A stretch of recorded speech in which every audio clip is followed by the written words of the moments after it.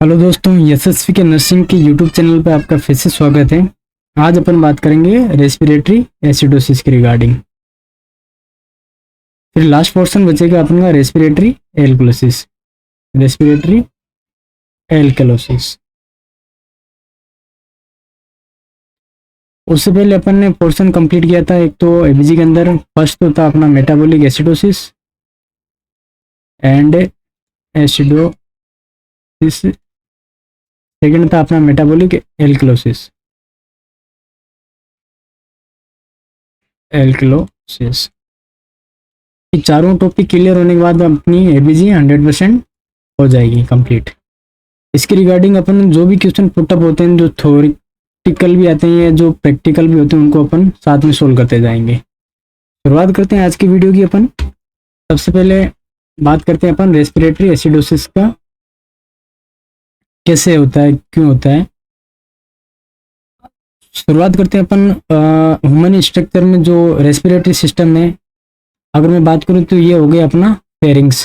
Pharynx के बाद में क्या आता है अपन का लेरिंग्स, और लेरिंग्स के बाद में क्या आता है ट्रेकिया। तो ये मैं ट्रेकिया का पोर्शन बना रहा हूँ, ठीक है। ट्रेकिया फिर बाइफरकेट होता है दो पोर्शन में। ये मैंने ट्रेकिया को बाइफरकेट कर दिया। एक तो होता है ब्रोंकस, ये हो गया ब्रोंकस में।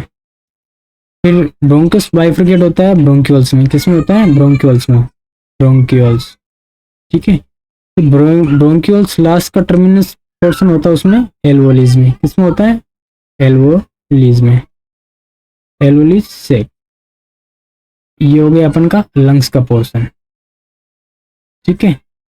लंग्स के पोर्शन के बाद में नीचे का पोर्शन होता है अपना डायफ्राम। ये क्या होता है? डायफ्राम। ये हो गया डायफ्राम।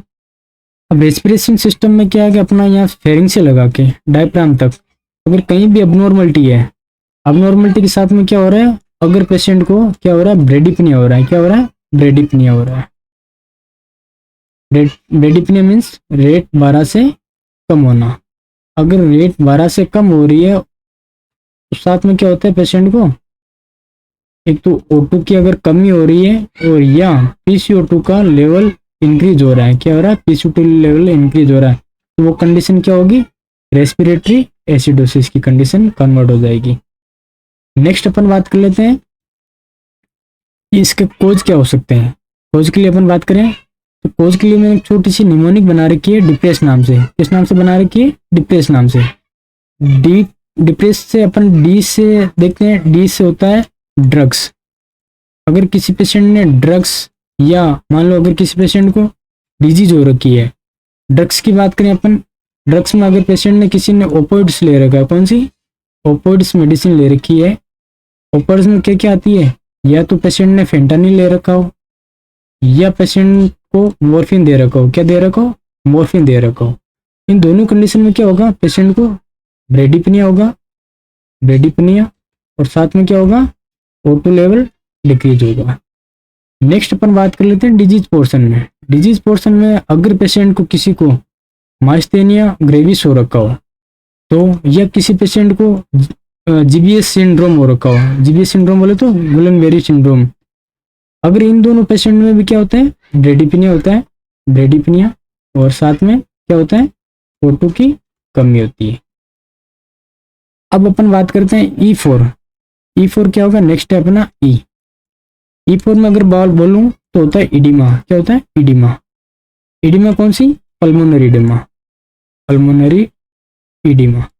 अगर किसी पेशेंट को पल्मोनरी इडिमा है तो फिर क्या होगा, उसकी बॉडी के अंदर O2 की तो कमी हो जाएगी और PCO2 लेवल क्या हो जाएगा, बढ़ जाएगा, ठीक है। नेक्स्ट अपन बात करते हैं P4।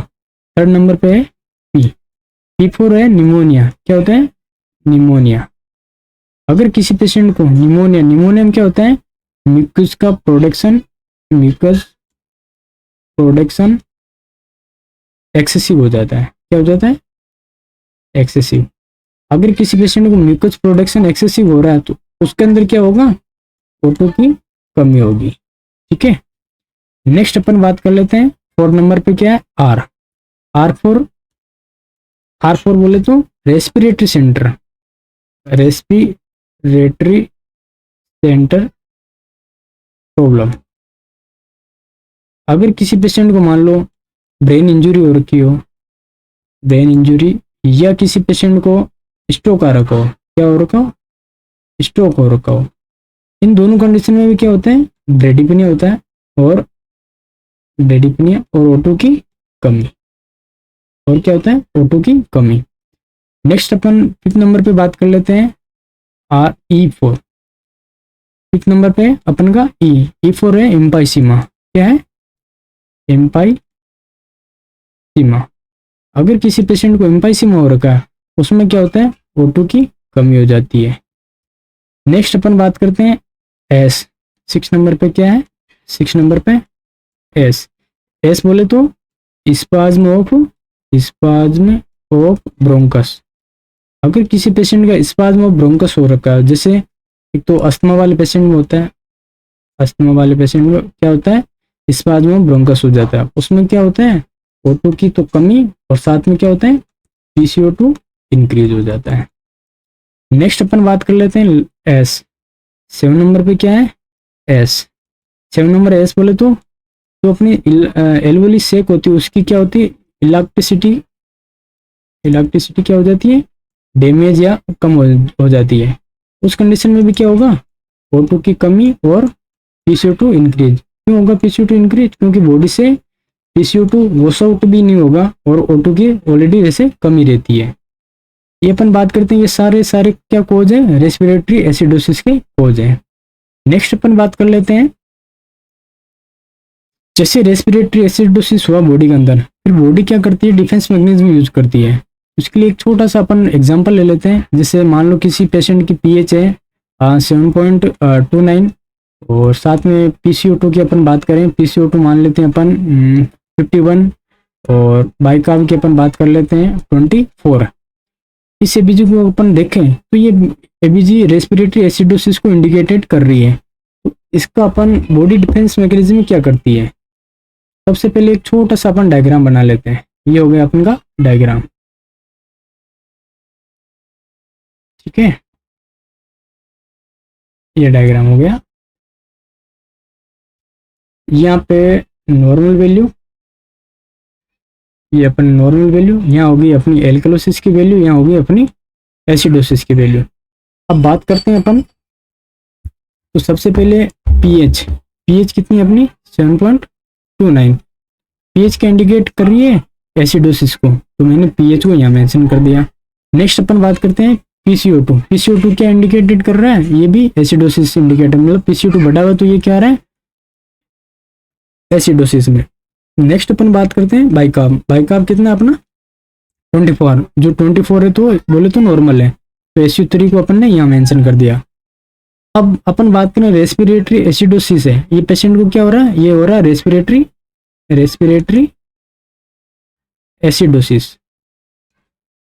अब बॉडी क्या डिफेंस मैकेनिज्म यूज करेगी, बॉडी क्या करेगी, इस पीएच को नॉर्मलाइज करने के लिए क्या करेगी, ये बाइकार्ब है ना, इस बाइकार्ब को ये क्या करेगी, एल्कलाइन की तरफ कन्वर्ट करेगी। तो ये क्या बोलेगी, क्या किडनी को बोलेगी कि भाई किडनी वेन, तो बाइकार्ब को है ना रीएब्जॉर्ब करो वापस, तो बाइकार्ब को क्या करने लग जाएगी, ये रीएब्जॉर्प्शन,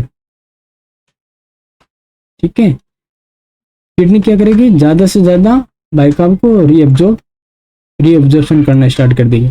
उससे क्या होगा, जो ये बाइकार्ब अभी नॉर्मलाइज हो रखा है, तो ये बाइकार्ब बढ़ेगा, बाइकार्ब बढ़ने के साथ साथ क्या करेगा, ये पीएच को बढ़ाने की कोशिश करेगा। जैसे पीएच नॉर्मल होगी तो बाइकार्ब एल्कलाइन होगा, तो ये क्या हो जाएगा, कंपनजेटेड हो जाएगा। क्या हो जाएगा, कंपनजेटेड हो जाएगा। बॉडी का क्या डिफेंस मैकेनिज्म रहेगा, जब भी रेस्पिरेटरी एसिडोसिस होता है उस टाइम क्या बोलती है, किडनी को बोलती है कि भाई बाइकार्ब को रीएब्जॉर्ब ज्यादा से ज्यादा करना है, और फिर बाइकार्ब को क्या लाना है, एल्कलोसिस की तरफ लाना है, और पीएच को क्या करना है, नॉर्मलाइज करना है। तो ये होता है बॉडी का डिफेंस मैकेनिज्म। अब नेक्स्ट अपन बात कर लेते हैं कि रेस्पिरेटरी एसिडोसिस में साइन सिम्टम क्या आते हैं। अब साइन सिम्टम की अगर मैं बात करूं तो सबसे पहले बड़ा साइन सिम्टम है ब्रेडिपनिया। क्या होता है, ब्रेडिपनिया मीन्स 12 से ब्रीथ पर मिनट से कम होना, ये सबसे बड़ा साइन है। इसी से साइन से ही रेस्पिरेटरी एसिडोसिस होता है, ठीक है। नेक्स्ट अपन बात कर लेते हैं और क्या होता है। और अपने डेफिनेशन में पढ़ा था कि O2 का लेवल तो डिक्रीज होता है और साथ में क्या होता है, PCO2 का लेवल इंक्रीज होता है। नेक्स्ट अपन बात करते हैं थर्ड नंबर पर साइन। थर्ड नंबर का साइन होगा अपने increase heart rate, increase heart rate. Next number पे अपन बात कर लेते हैं फोर्थ नंबर पे लो बीपी या हाइपोटेंशन। नंबर पे अपन बात कर लेते हैं हाइपोक्सिया। क्या होगा, हाइपोक्सिया, क्योंकि बॉडी के अंदर अगर ऑक्सीजन की कमी हो रही है तो वो अपन हाइपोक्सिया ही बोलते हैं उसको। नेक्स्ट अपन बात कर लेते हैं फिफ्थ नंबर स्लाइड में नर्सिंग इंटरवेंशन क्या करना है। जब भी रेस्पिरेटरी एसिडोसिस होता है उसमें नर्सिंग इंटरवेंशन क्या करना है। नर्सिंग इंटरवेंशन में जो भी अपन को कॉम्प्लिकेशन हो रही है, जैसे जो जो कोज हो रहा है, कोज में अपन ने क्या बात की थी, डिप्रेस नाम से, तो डिप्रेस नाम से वापस उसको उसी हिसाब से अपन को ट्रीट करना है। अब मान लो पेशेंट को डिप्रेस डिप्रेस नाम से था। अब अपना D4 क्या था, अपना ड्रग्स या डिजीज थी। अगर किसी पेशेंट को ड्रग्स और डिजीज के कारण से था, तो ड्रग्स में क्या था, अपना मान लो किसी को अपन ने फेंटानिल दे रखा है, क्या दे रखा है, फेंटानिल या मॉर्फिन दे रखा है, तो उसको क्या करना है, अपन को अवॉइड करना है या होल्ड करना है। तो क्या करना है, होल्ड करना है। नेक्स्ट बात कर लेते हैं डिजीज रिगार्डिंग। अगर किसी पेशेंट को माइस्थेनिया ग्रेविस हो रखा हो या किसी पेशेंट को GBS सिंड्रोम हो रखा हो, तो उसका पेशेंट को क्या करना है, प्रॉपर ट्रीटमेंट करना है। ठीक है, जो भी कोज है उस कोज को क्या करना है, अपन को सोल्व आउट करना है। नेक्स्ट बात कर लेते हैं अपन E4 क्या था, अपना पल्मोनरी इडीमा।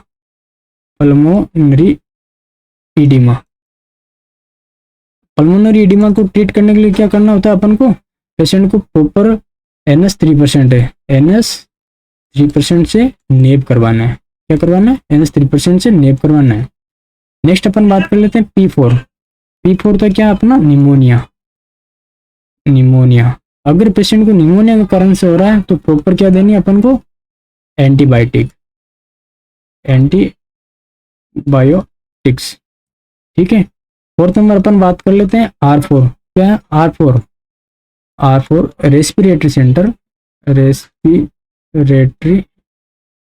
Centre problem. अगर किसी पेशेंट को मान लो अगर ब्रेन इंजरी हो रखी हो या स्ट्रोक आ रखा हो, उस पेशेंट के लिए प्रॉपर सर्जरी या प्रॉपर ट्रीटमेंट करवाना है। नेक्स्ट अपन बात कर लेते हैं E4 क्या था, अपना एम्पाइसीमा। क्या था, एम्पाइसीमा के लिए अपन को क्या करना है, प्रॉपर O2 थेरेपी देनी है। पेशेंट को क्या देनी है, प्रॉपर O2 थेरेपी देनी है और फिर क्या करवाना है, प्रॉपर रेस्ट करवानी है। ठीक है, नेक्स्ट अपन बात कर लेते हैं S4 क्या था, अपना स्पाज्म ऑफ ब्रोंकस। जो अस्थमा वाले पेशेंट होते हैं, अस्थमा वाले पेशेंट को क्या करना है, प्रॉपर अपन को ब्रोंकियो डायलेटर देना है, ठीक है, डायलेटर देना है। साथ अपन बात कर लेते हैं S4 लास्ट। S4 क्या था, अपना सेक की इलास्टिसिटी कम। अगर डैमेज हो रही है तो क्या करना है, प्रॉपर पेशेंट को रेस्ट देके प्रॉपर एंटीबायोटिक देनी है। ठीक है, अब इसके अलावा अपन को क्या बेसिक ट्रीटमेंट करना है, इसके अलावा अपन पेशेंट को प्रॉपर रेस्ट है, पेशेंट को O2 थेरेपी देनी है। ठीक है, O2 थेरेपी के साथ में क्या करवाना है, पेशेंट को माउथ सक्शनिंग करनी है, माउथ प्लस एंडोट्रेकियल सक्शनिंग। ठीक है, इसके अलावा क्या करना है, प्रॉपर ब्रोंकियोडायलेटर देना है, ब्रोंकियोडायलेटर्स। ठीक है, और जो भी रेस्पिरेटरी डिप्रेस कर रही है मेडिसिन, जो भी मेडिसिन जैसे ओपोइड्स है, उनको होल्ड करना है। क्या करना है, होल्ड करना है। तो ये बेसिक अपन को जो कोज है उसके अकॉर्डिंग अपन को ये ट्रीटमेंट करना है। नेक्स्ट अपन बात कर लेते हैं इनके रिगार्डिंग जो भी क्वेश्चन पुटअप हो रहे हैं उनको पुटअप को अपन सोल्व करेंगे। क्वेश्चनों को, क्वेश्चन क्या है, a patient is post operative of knee surgery, the patient has been the received of the morphine. अगर पेशेंट ने मॉर्फिन ले रखा हो, क्या ले रखा हो, मॉर्फिन ले रखा हो, IV of 2 hours, you the notice the patient is the exhibiting the respiratory rate of 8, क्या हो रही है, respiratory rate 8, in extremely drowsy, which of the following the condition is the patient at the risk. Patient ने morphine ले रखा है और उसकी रेट क्या हो रखी है, 8 हो रखी है, तो कौन सी कैटेगरी का हो सकता है। अब बात करें रेस्पिरेटरी एसिडोसिस की, फर्स्ट ही ऑप्शन हो गया, अपन ने जैसे अभी पढ़ा था, अगर पेशेंट ने मान लो कोच के अंदर, मान लो अगर पेशेंट ने ओपोड्स ले रखी है, ओपोड्स में मॉर्फिन था और फेंटानिल था, तो अगर क्वेश्चन का आंसर देखें, फर्स्ट है रेस्पिरेटरी एसिडोसिस, सेकंड है रेस्पिरेटरी एल्कलोसिस, थर्ड है हाइपोकैलेमिया और फोर्थ है मेटाबॉलिक एसिडोसिस। तो अगर इसकी बात करें, मॉर्फिन ले रखा और रेट क्या है, 8 है, तो इसका आंसर क्या होगा, रेस्पिरेटरी एसिडोसिस। सेकंड क्वेश्चन की बात करें अपन, a patient has the following of the blood gases, PCO2 of 25 and pH of 7.5, bicarb is 29, which of the following of could not be cause of this condition। अब इसके अपन ABG की value check करें तो ये क्या हो रहा है, जैसे मैंने ये सबसे पहले छोटा सा डायग्राम बना लिया है, ABG को इस तरीके से सोल्व करेंगे तो अच्छे से कभी भी गलत नहीं होगी ABG अपनी। ये नॉर्मल वैल्यू यहाँ लिखते हैं अपन, एल्कलोसिस की वैल्यू यहाँ लिखते हैं और एसिडोसिस की वैल्यू यहाँ लिखते हैं। सबसे पहले अपन पीएच देखते हैं, पीएच क्या हो रही है, सॉरी पीएच एरिया अपनी, पीएच क्या हो रही है, एल्कलोसिस की तरफ जा रही है, क्या हो गया, एल्कलोसिस, तो मैंने पीएच को यहाँ मेंशन कर दिया। फिर बात करते हैं PCO2, PCO2 और क्या हो रहा है, ये कम हो रहा है, जैसे PCO2 कम हो रहा है तो ये PCO2 कहाँ जाएगा अपन का, एल्कलोसिस की तरफ जा रहा है। अब बात करते हैं बाइकार्ब, बाइकार्ब क्या हो रहा है, ये हल्का सा एसिडोसिस की तरफ जा रहा है, तो मैंने बाइकार्ब को यहाँ मेंशन कर दिया। तो ABG में क्या हो रहा है, ये हो रहा है respiratory alkalosis with partially compensated, ठीक है। अब ये क्वेश्चन में क्या बोल रहा है कि which of following could not be the cause, इसका रेस्पिरेटरी एल्कलोसिस का कौन सा कोज नहीं है। अब अपन बात करते हैं एंजाइटी, एंजाइटी से क्या होता है, ट्रैकिपनिया होता है, क्या होता है, ट्रैकिपनिया होता है, ट्रैकिपनिया होता है, तो ये तो कोज है। नेक्स्ट अपन बात कर लेते हैं COPD, COPD वाले पेशेंट में क्या होता है, रेस्पिरेटरी COPD वाले में क्या होता है, रेस्पिरेटरी एसिडोसिस, क्या होता है, एसिडोसिस। नेक्स्ट अपन बात कर लेते हैं फीवर, फीवर में भी क्या होता है, ट्रैकिपनिया होता है। नेक्स्ट बात कर लेते हैं एस्पिरिन टॉक्सिसिटी, एस्पिरिन टॉक्सिसिटी किस में होती है, ये होती है रेस्पिरेटरी एल्कलोसिस वाले में, रेस्पिरेटरी एल्कलोसिस वाले कंडीशन। इसमें पूछा नोट, तो ये कौन सी एक जो हो रहा है वो हो रहा है रेस्पिरेटरी एसिडोसिस, रेस्पिरेटरी एसिडोसिस का कौन सा कोज है, COPD, तो ये आंसर क्या हो गया अपना का, second number, B number right है, ठीक है। नेक्स्ट अपन बात कर लेते हैं third number question, a patient on the mechanical ventilation has the following the blood gases, PCO2 of 29 and pH of 7.56, bicarb is 23, which of the following conditions is the patient is expressing। सबसे पहले बात कर लेते हैं ABG को solve करते हैं। ABG में क्या है, पीएच क्या है 7.56, तो पीएच को मैं यहाँ एल्कलोसिस में मेंशन कर देता हूँ। PCO2 क्या हो रहा है अपन का 29, PCO2 भी क्या आ रहा है, PCO2 भी कम आ रहा है, तो PCO2 को मैंने एल्कलोसिस में कन्वर्ट कर दिया। फिर बात करते हैं बाइकार्ब, बाइकार्ब है नॉर्मलाइज, बाइकार्ब को मैंने यहाँ मेंशन कर दिया। अब अपन बात करते हैं ये क्या हो रहा है, ये हो रहा है रेस्पिरेटरी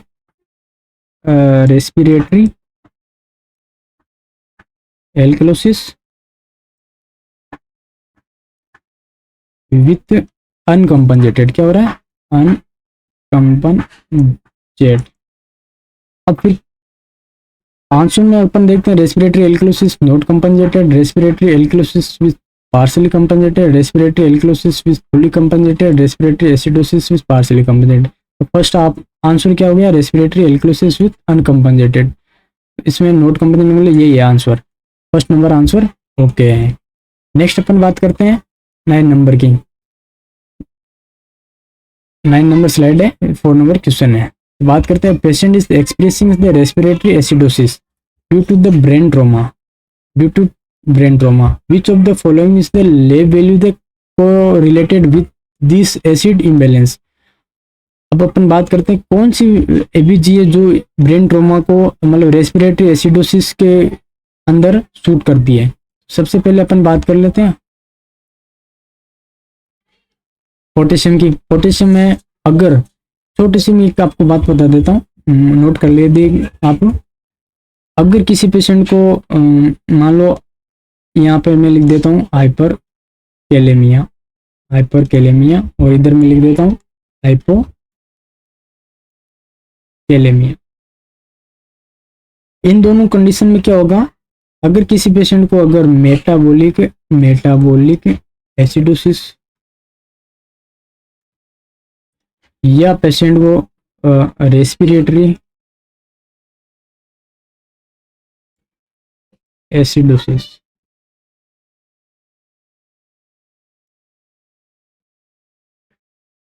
और इधर मैं मेंशन कर देता हूं metabolic alkalosis and respiratory alkalosis. छोटी सी ये बात नोट कर लेना, जब भी मेटाबॉलिक एसिडोसिस होगा या रेस्पिरेटरी एसिडोसिस होगा उस टाइम क्या होगा, हाइपरकैलेमिया होगा। और नेक्स्ट बात कर लेते हैं, जब भी अगर मेटाबॉलिक एल्कलोसिस होगा या रेस्पिरेटरी एल्कलोसिस होगा उस टाइम क्या होगा, हाइपोकैलेमिया होगा। ये नोट कर लेना है ना।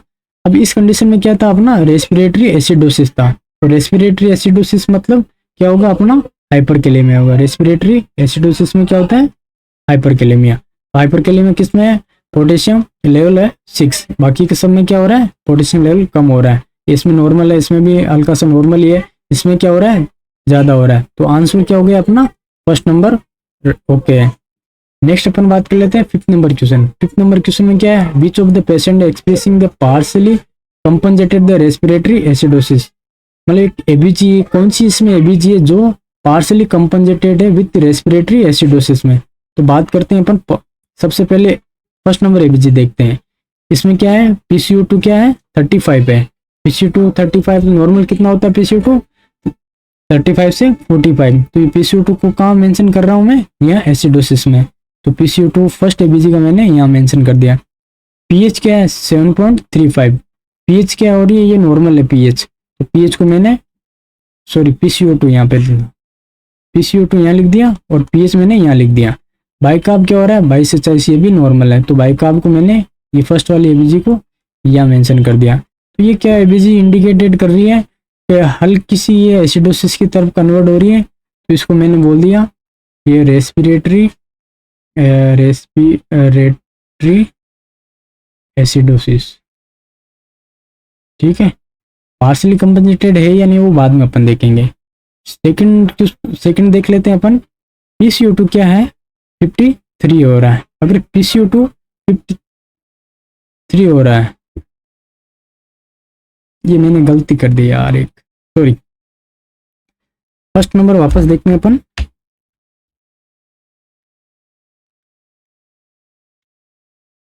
फर्स्ट नंबर में ये मैंने PCO2 काउंट कर लिया, ये PCO2 है। PCO2 कितना है 30 है। PCO2 जब भी कम होता है तब उसको अपन कहाँ डालते हैं, PCO2 को अपन डालते हैं, PCO2 यहाँ डालते हैं एल्कलोसिस में। फिर सेकंड नंबर पे पीएच क्या नॉर्मल है, तो पीएच को मैंने नॉर्मल को यहाँ मेंशन कर दिया। और फिर बाइकार्ब क्या है नॉर्मल है, तो बाइकार्ब को भी मैंने SCO3 को भी मैंने यहाँ मेंशन कर दिया। तो फर्स्ट नंबर क्या इंडिकेटेड कर रही है अपन की, यहाँ कर रही है ये रेस्पिरेटरी एल्कलोसिस। नेक्स्ट अपन बात कर लेते हैं सेकंड नंबर। सेकंड नंबर क्या बोल रहा है अपन को, सेकंड नंबर के लिए मैं यहाँ हल्का सा एक छोटा सा डायग्राम और बना लेता हूँ। ये छोटा सा डायग्राम अपन ने यहाँ और बना लिया। यहाँ मैंने नॉर्मल वैल्यू लिख दी, यहाँ एल्कलोसिस की वैल्यू, यहाँ एसिडोसिस की वैल्यू। सेकंड नंबर में क्या हो रहा है, PCO2 कितना है अपना 53 है। अगर PCO2 जब भी बढ़ता है तो PCO2 जब भी बढ़ता है उसको कहाँ डालते हैं अपन, यहाँ एसिडोसिस की तरफ डालते हैं PCO2। पीएच क्या हो रही है, पीएच क्या हो रही है, कम हो रही है, तो पीएच को मैंने यहाँ डाल दिया। थर्ड नंबर पे क्या आ रहा है, बाइकार्ब अपन का क्या हो रहा है, हल्का सा बढ़ रहा है, तो बाइकार्ब को मैंने कहाँ डाल दिया, यहाँ डाल दिया। जब भी बाइकार्ब बढ़ता है वो एल्कोलिसिस में जाता है। इसमें क्या हो रहा है 1 and 2 and 3, तो ये क्या हो रहा है, ये हो रहा है रेस्पिरेटरी एसिडोसिस, एसिडोसिस विथ क्या हो रहा है ये, क्योंकि बाइकार्ब एल्कोलिसिस की तरफ है तो ये क्या हो रहा है, कंपनजेटेड हो रहा है। क्या हो रहा है, पार्सली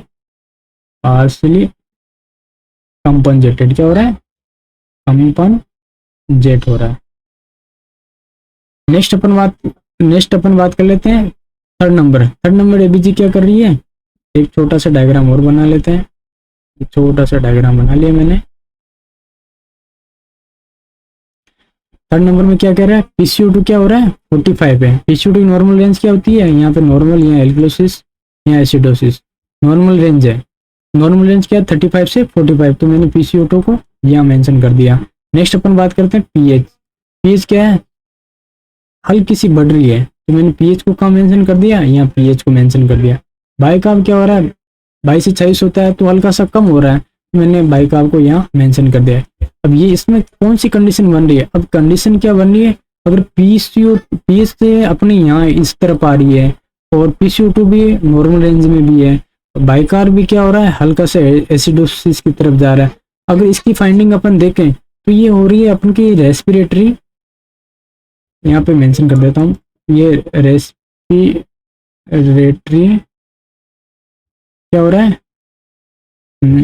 एल्कोलिसिस भी नहीं होगा ना, ये होगा अपना मेटाबॉलिक भी एसिडोसिस की तरफ है, ये इसकी तरफ है, ये PCO2 45। इस एबीजी के अंदर अपन को हल्की सी वैल्यू चेंज करनी पड़ेगी। जैसे अगर इसकी में अपन फाइंडिंग निकाल के देखें तो ये से वैसे नॉर्मलाइज है, बट इसमें ना पीएच बढ़ रखी है। पीएच के हिसाब से अपन देखें तो ये रेस्पिरेटरी किसकी तरफ जाएगा, इस पीएच को अपन को क्या करना पड़ेगा, हल्का सा अपन को कम करना रहेगा। तो मैं इसको कम कर लेता हूँ अपन के, मान लो 25, क्या मान लेते हैं अपन इसको 25 मान लेते हैं। तो क्या होगा इसमें 25 होगा तो यहाँ PCO2 मैंने यहाँ मेंशन कर दूंगा, ये यहाँ से कट कर देते हैं। इसका आंसर क्या होगा, रेस्पिरेटरी एल्कोलिसिस विथ क्या होगा, ये फर्स्ट सेकंड एंड थर्ड, तो अगर ये होगा पार्शियली कंपनजेटेड। ठीक है, फोर्थ नंबर अपन देख लेते हैं। फोर्थ नंबर के लिए अब मैंने यहाँ पे छोटा सा डायग्राम बना दिया, ये डायग्राम हो गया अपन का, यहाँ नॉर्मल वैल्यू, यहाँ एल्कोलिसिस की वैल्यू, यहाँ एसिडोसिस की वैल्यू। PCO2 कितना है 50 है, तो PCO2 50 है तो PCO2 मैंने क्या डाल दिया, यहाँ डाल दिया। ठीक है, नेक्स्ट अपन बात कर लेते हैं पीएच क्या है कम है, तो पीएच को भी मैंने यहाँ डाल दिया। फिर है बाइकार्ब है नॉर्मल है, तो मैंने बाइकार्ब को यहाँ डाल दिया।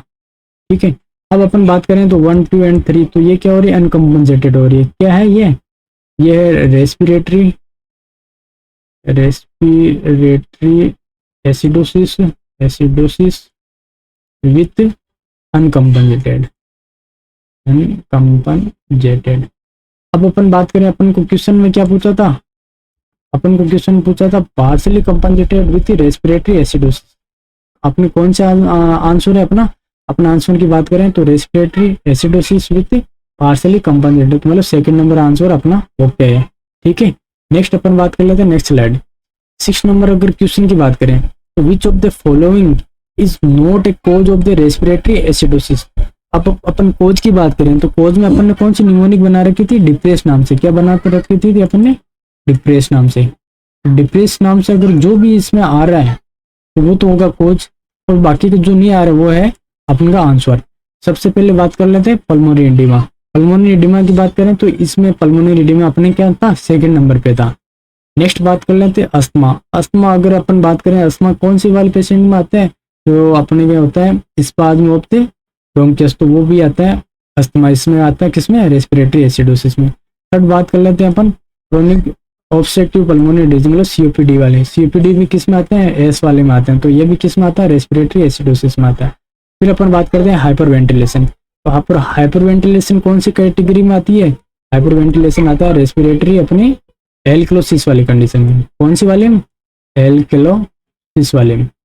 तो अपना आंसर क्या हो गया, इसमें पूछा था नोट, तो नोट के लिए अपन बात करें तो हाइपर वेंटिलेशन कौन सी में आती है, रेस्पिरेटरी एल्क्लोसिस। अपना आंसर क्या हो गया, डी। नेक्स्ट क्वेश्चन अपन बात करते हैं 7 नंबर क्वेश्चन। 7 नंबर क्वेश्चन में है a patient which of the COPD has the following is the blood gases of PCO two कितना है अपन का 59 और पीएच कितना है 7.26, बाइकार्ब कितना है 42।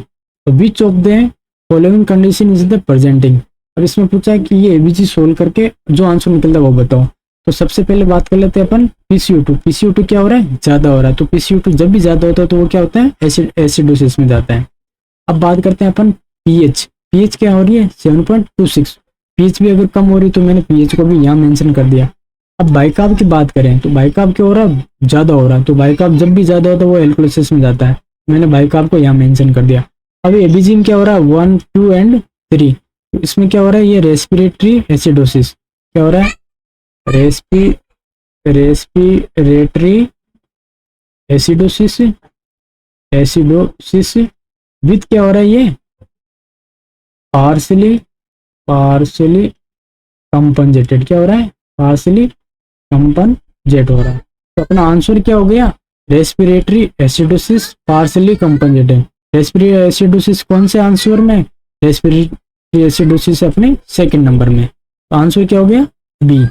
नेक्स्ट अपन क्वेश्चन में बात करते हैं 8 नंबर क्वेश्चन है। 8 नंबर क्वेश्चन में क्या है, ले value of the pH of 7.56 and PCO two is कितना है 20, बाइकार्ब कितना है 20। इस क्वेश्चन को अपन सोल्व करें, पीएच क्या हो रही है, ज्यादा हो रही है, तो पीएच को मैंने कहाँ डाल दिया, यहाँ डाल दिया। पीसीओ2 की बात करें, पीसीओ2 क्या हो रहा है, कम हो रहा है, कम हो रहा है किस में कंडीशन में होता है, वो भी एल्कोलिसिस कंडीशन में होता है, तो पीसीओ2 मैंने कहाँ डाल दिया, यहाँ डाल दिया। अब बाइकार्ब की अपन बात करें, बाइकार्ब क्या हो रहा है, ये भी कम हो रहा है, जिससे बाइकार्ब कम होता है उसको अपन कहाँ मेंशन करते हैं, एसिडोसिस में, तो SU3 को मैंने कहाँ डाल दिया, यहाँ डाल दिया। अब अपन इस क्वेश्चन को सोल्व करें तो ये क्या हो रहा है, रेस्पिरेटरी एल्कोलिसिस विथ एसिडोसिस इस तरह का, तो ये क्या हो गया पार्शियली कंपनजेटेड, ठीक है।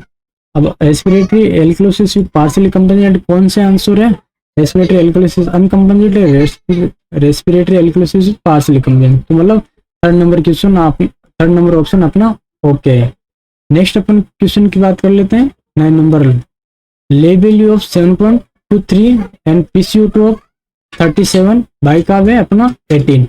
इस क्वेश्चन को अपन सोल्व करें, सबसे पहले पीएच को देखते हैं, पीएच क्या है अपनी एसिडोसिस में, तो मैंने पीएच को यहाँ मेंशन कर दिया। पीसीओ2 कितना है 37, अगर पीसीओ2 की बात करें, पीसीओ2 अपना 37, पीसीओ2 कितना है 37, तो 37 के लिए अपन बात करें तो पीसीओ2 क्या आ रहा है, नॉर्मल हो रहा है, पीसीओ2 मैंने यहाँ मेंशन कर दिया। और अगर बाइकार्ब की बात करें, बाइकार्ब कितना है, बाइकार्ब अपना 22 से 26 होना चाहिए, तो बाइकार्ब क्या हो रहा है, कम हो रहा है, बाइकार्ब को मैंने यहाँ मेंशन कर दिया। अब क्या हो रहा है इस एबीजी के अंदर, इस एबीजी के अंदर हो रहा है एसिडोसिस, कौन रहा कैंसर है, मेटाबॉलिक एसिडोसिस विथ क्या हो रहा है, विथ अनकंपनजेटेड,